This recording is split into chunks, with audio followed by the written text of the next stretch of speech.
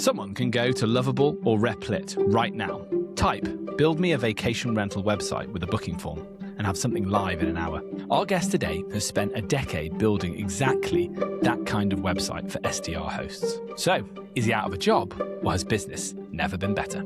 Welcome to The Check-In. Welcome back, everybody. Today, we are so excited to have Mark Simpson join us, founder and CEO of Boostly.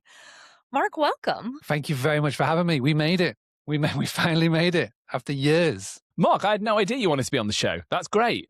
I'm just like your biggest number one fan. I've been here since the GMH days, so Holding that loyalty to us. I love it. I love it. How's everything up there in York today, my friend? it is absolutely lovely. The sun is out from what I can see. It's a lovely May day here up in the north of England. So, Sarah, you've got two of us with these funny little accents to comprehend with. I know. I'm enjoying yours. Leo's lost his. He really did.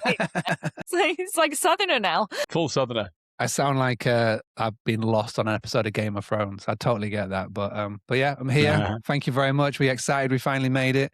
Just took years of abusing Leo in the comments to finally make it happen. So excited. And it's a topic that is close to my heart because I feel like I've got everybody battering me on LinkedIn, whether it's Richard Vaughan or Boris. Obviously, Boris from On Season has battered me on this topic. So I'm excited to get stuck in. Yeah, we're excited to have you. And as well, I think another exciting thing about having you on the show is we can finally put to bed the rumours in America that we are in fact the same person.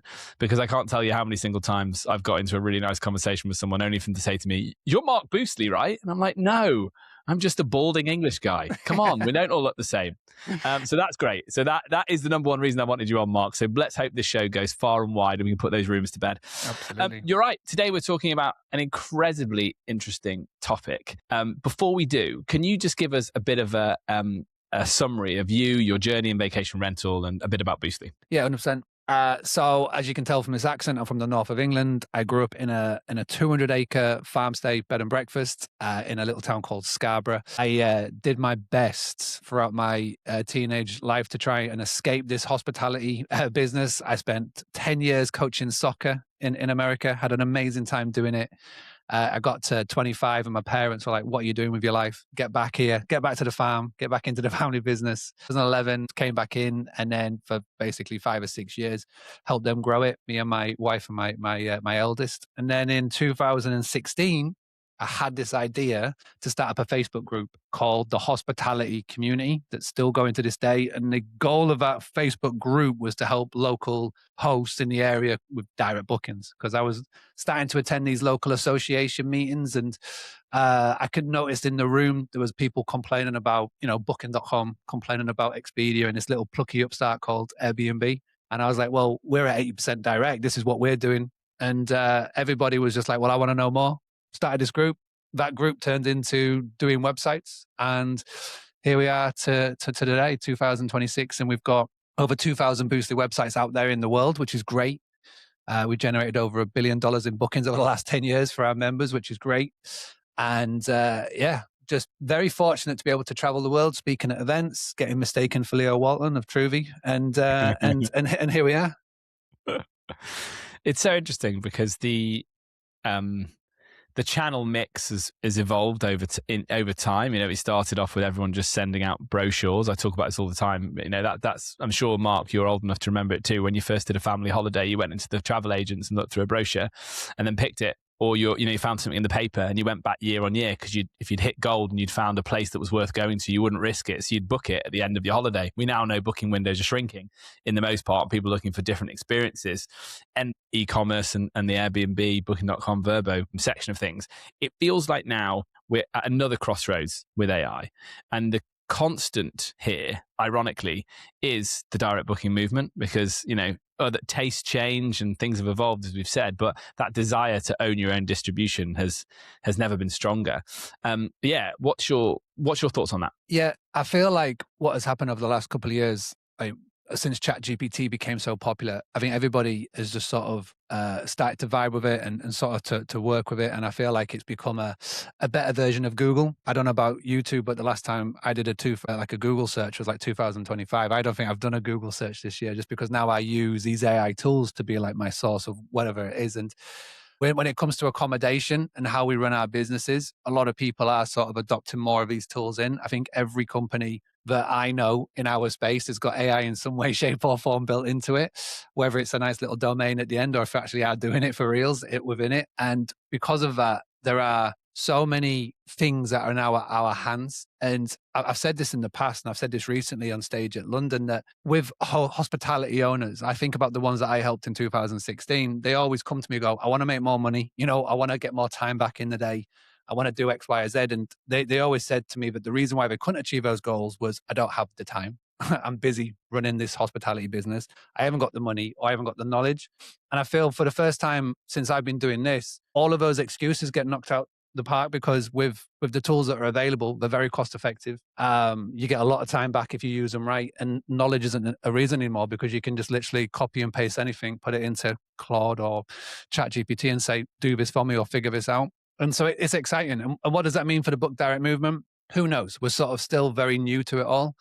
Everybody's figuring it out. But the exciting thing for me is that Airbnb are still figuring it out. Expedia are trying to figure out what this means, and Booking.com are trying to figure out what this means. And so it gives the opportunity for small business owners to get a head start, get an advantage, and sort of figure out how they can get more direct bookings through all of these cool things that they've got now at their disposal. What would you say is still the biggest learning curve or the biggest challenge? So we're talking a lot about ease of use of a lot of these AI tools, but where are people still not quite taking advantage and why? I think a lot of people are overwhelmed, right? Every single day, there's a new tool or a new release or a new launch or a new product, and it's like you just go on to Twitter or you go on to Reddit or LinkedIn and somebody's talking about this new shiny object. And I think a lot of people are just like, what is going on? And they're just like, there's so many things that you could do. Like you mentioned, Lovable and Replit at the top. They're just two websites that are now providing amazing tools to be able to put together anything that you potentially want. So I feel like overwhelm is definitely holding people back, but it is so easy to get started. I've been doing this training this week with about 120 people that have been joining me every night on a live video, and I've been showing them and then setting a homework. And within 24 hours, they're building exactly what they want. So that like to-do list that sits on your phone note for your business, like that's just getting boxed off and ticked off because you can just take an idea, put it into something, and it spits it out on the other end. And it doesn't cost thousands of dollars or thousands of pounds to do it, which if you tried a year or 2 years ago, if you'd have gone to a developer for it, you'd have been quoted that. And so obviously that's the money aspect. So I think overwhelmed, but I've been saying to everybody, just get started, just give it 18 minutes, 20 minutes a day. Just crack on and just see what you can do. And the results have been pretty epic so far from my sort of use case that I'm seeing with the Boostly members. What about prompts? I feel like AI has so many capabilities, but one of the things that we're always hearing is it's only as good as the prompt that you put in. So if you were to create a prompt for one of these AI tools that would be obviously not going to be as good as what you would put together, Mark, but as close as something that you would put together, what are some of the key things to include in that? So I think that where we're going to be getting to by the end of this year, prompting won't matter because the agent or the AI that you're chatting to will understand very clearly what you want, even if you just do what I do and just brain fart into something what I'm asking it to. So there's a really cool tool called Whisperflow. A lot of people are talking about it online. It's a voice tool that you can voice in what you want the AI to do. I Whisperflow in and I must have spoken like a 30-minute prompt once. The AI must have been like, what is he doing? But I was just like literally brain dumping in what I wanted it to do. And it took the context and ran with it. There is a really cool prompting tool within ChatGPT. So ChatGPT has got it's like an app store and it's called GPTs. So instead of just having a very generic message into ChatGPT, there's a GPT that's specifically designed on one thing and one thing only, and that's prompting.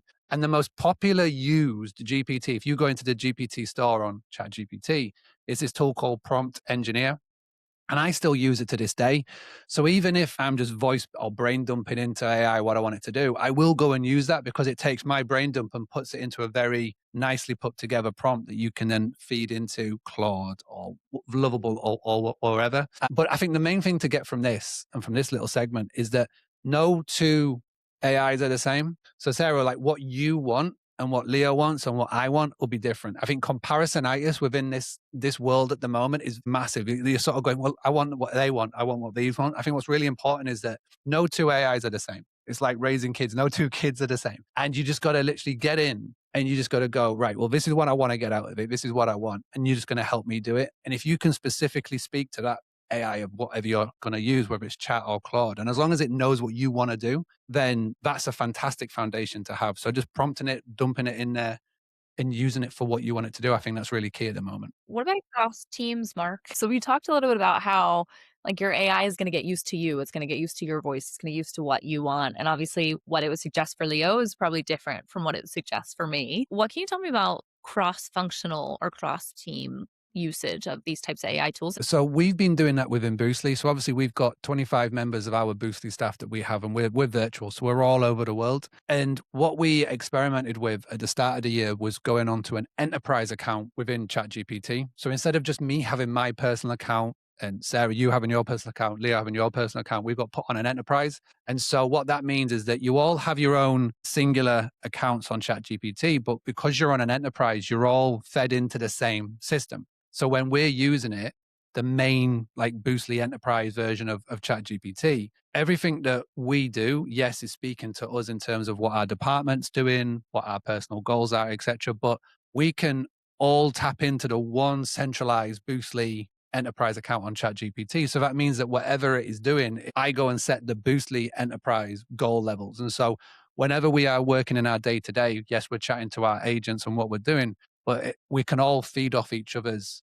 usage because we're all, it's like a Google Drive, right? You're all on the same company Google Drive, you're all in there. So that's how we've classed it between teams. So yes, we've got our own individual one, but we all work towards the main centralized one as well. I need to start taking advantage of that. I'm going to have Jamie Lane's answers plug into my all of my questions about data from now on. That's a good tip. Jamie Lane, she's coming for you.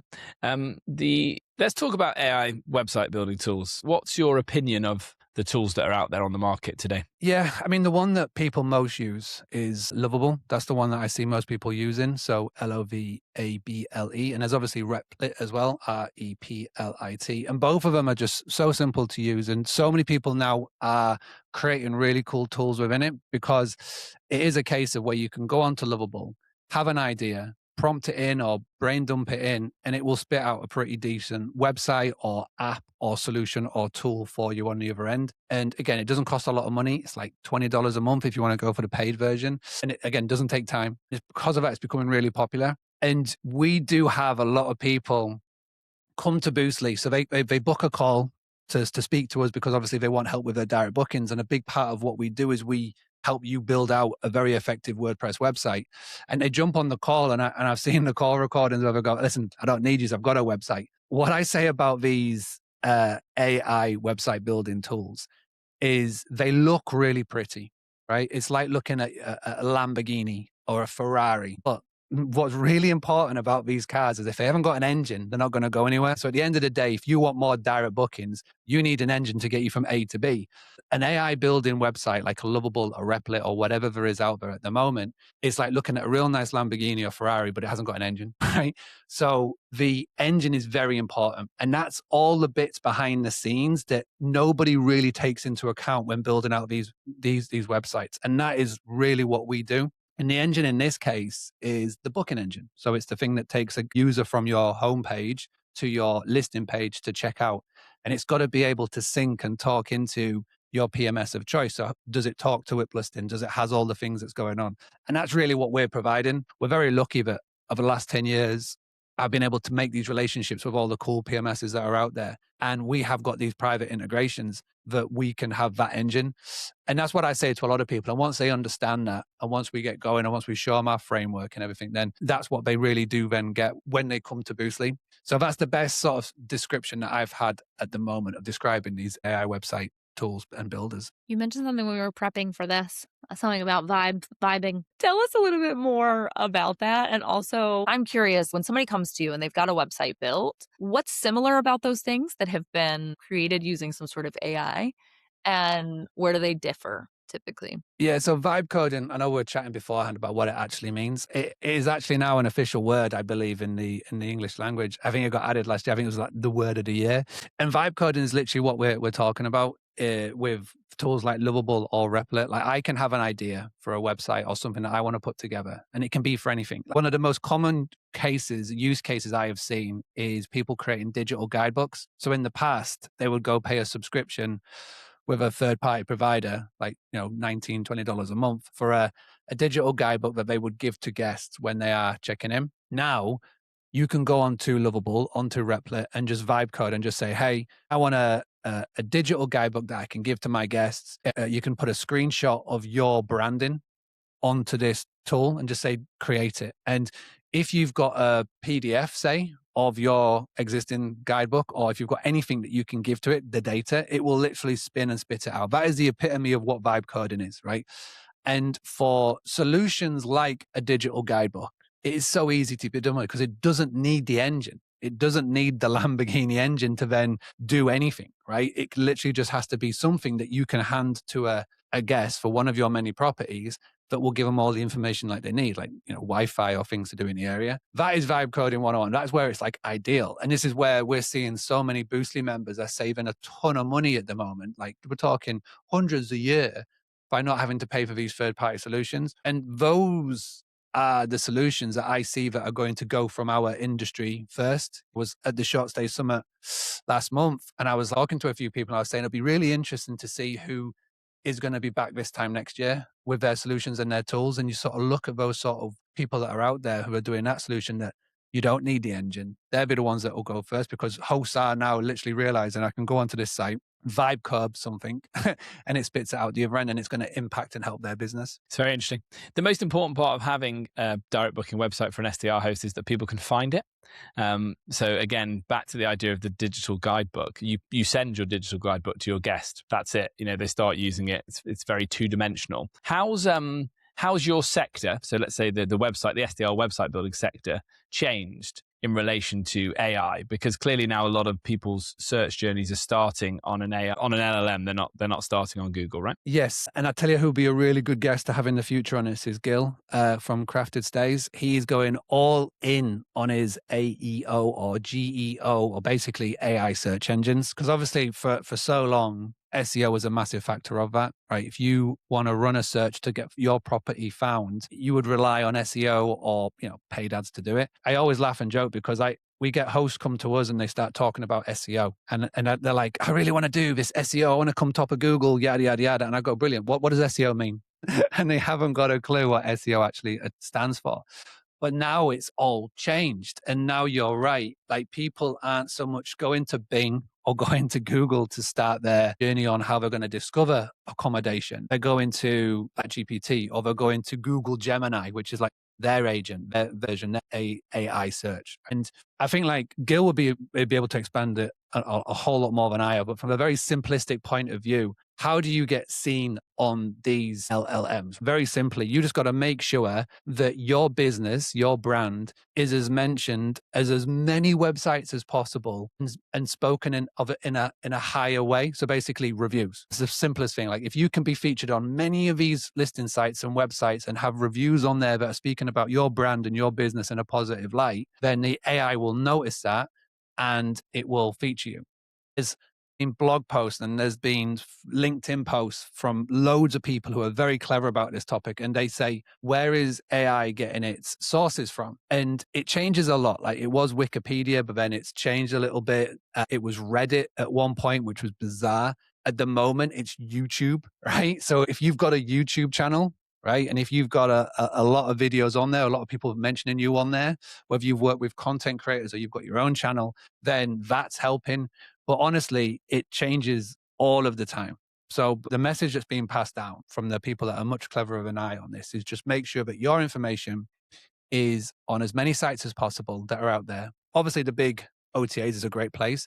Your website is obviously a great place, but start to reach out to other people and try and get mentioned on their websites as well. So it could be local tourism boards or local tour operators or whatever that are mentioning your brand and your website with a link to your website, because then the AI will pick that up. And then there's a chance it may feature you on their LLM of choice when a guest is potentially searching for a place to stay. But it also goes from property managers as well. So management companies who need homeowners to go with their services for them to grow their business, it can work on that way as well. If you can get your property management company mentioned on loads of websites talking about you favorably, like Google reviews, etc. You've got, if someone's running a search for find me a recommended management company in Brighton, you could come up there as well. Yeah, I was going to say what I like about it is it's creating a lot of noise online, and then also trying to maybe be well established within your own community as well, to kind of know what the cultural events are that you can attach yourself to. You can create video content around. It's such a broad question. Actually, I'm going to ask you now, so interpret it how you want. But if you were going to give one piece of advice to a host with 10 listings, who's a bit of a one-person band today, about how to get started, either around how to create noise to bring people to your website, or what's the tool you should be investing in first, what would you say? Because I think a lot of people are sat there going, I list on Airbnb, verbobooking.com, and it's a little bit like paralysis by overanalysis. But how would you recommend they make that start towards owning more of their own distribution? So when I put a book out 4 years ago called The Book Direct Playbook, and what's in there's like 101 tips on how to get more direct bookings. And one of the tips that was in there was this exact strategy of making sure that you're listed on as many times as possible, because business 101 is the more times that people can see you, more chances that people can buy from you. And I feel like a lot of the times with business owners, especially in this industry, when they go and put their business on a website, they're just going to go booking.com, Airbnb, Expedia, right? And obviously your PMS of choice or your channel manager can help spread the word, but I feel like they just go, I'm just going to go on there and I'll be sound. But realistically, if you can go onto a Google or whatever and just type in your business and what you provide and match it with who your ideal guest is, because some people on here may be targeting families. Some people on here might be targeting contractors and business guests. Some people on here might be targeting like weekend goers. If you can say who your family, what your accommodation provides, target that with the types of guests that you want to be and the location where you are. And if you put these different types of scenarios into a Google search, you will find some niche listing sites and OTAs that actually rank really highly on the search engines or these LLMs that you can go and put your business on. Sometimes it's for free. Sometimes you have to pay a little subscription to. Sometimes it's commission basis. Well, by simply being on there, you are, again, your distribution channel is getting bigger and the net is wider, because these little listing sites and these little niche sites, you'll be amazed at how many people actually use them. Prime example, when we did this, I did this at the granary. So when our family business, my job was to get it all online. And I spent just a day going on Google and typing loads of different like scenarios, like hot tubs in like North Yorkshire, etc. I found a website that was in Whitby, which is a small little coastal town in the Northeast. And this website was ranking number one on Google. It was ahead of booking.com for this specific term. It was ahead of booking.com. It was ahead of Expedia. And I got listed on there and we paid a little bit of money, but we got a ton of bookings coming in from him because they were just ranking so highly on it. So yeah, if you literally go and grab the book, there's a chapter on it. And you can go find a YouTube video. It's just called boostly.co.uk/list insights, and just go and follow that. That would be my first thing. And the cool thing about now is that if you're too lazy to do that, you can just go and tell your agent to go and run those searches for you. So it's even easier than what it was like 4 years ago. So we're in an era of change at the moment, Mark. We've talked about that a lot, this whole really theme of the industry at the moment. What will AI do to change the industry? As it relates to direct booking, where do you think we're going with AI? What can we expect? Is there a post-OTA world out there? Give us your thoughts. I don't think there's a post-OTA world at all, because obviously they've got a ton of resources and money to be able to make sure that they are visible on all of these platforms, whether it's ChatGPT, Gemini, etc. And obviously when these large language models start to bring in paid ads, which I know obviously you've spoken about in the past, where ChatGPT can bring in paid ads, I'm sure they're going to be front and center to make sure that they are there. There's never going to be a post-OTA world, but what does it mean for the direct booking industry and the amount of bookings that do come direct? I feel like right now, like I said at the start, it's exciting because so many people are still figuring it out, right? And even the big channels with all of their resources and money that they've got, they're still figuring out. I went on the Expedia website and I went onto the Expedia AI assistant that they created to help people discover properties to book. And this gives me a lot of hope because within a couple of questions, I got the Expedia AI assistant to recommend me to book at a property direct. Right. So I was able just to ask a couple of questions and it was getting me to go and book direct with this property. So if that's like multi-million billions in what they've done to create this tool.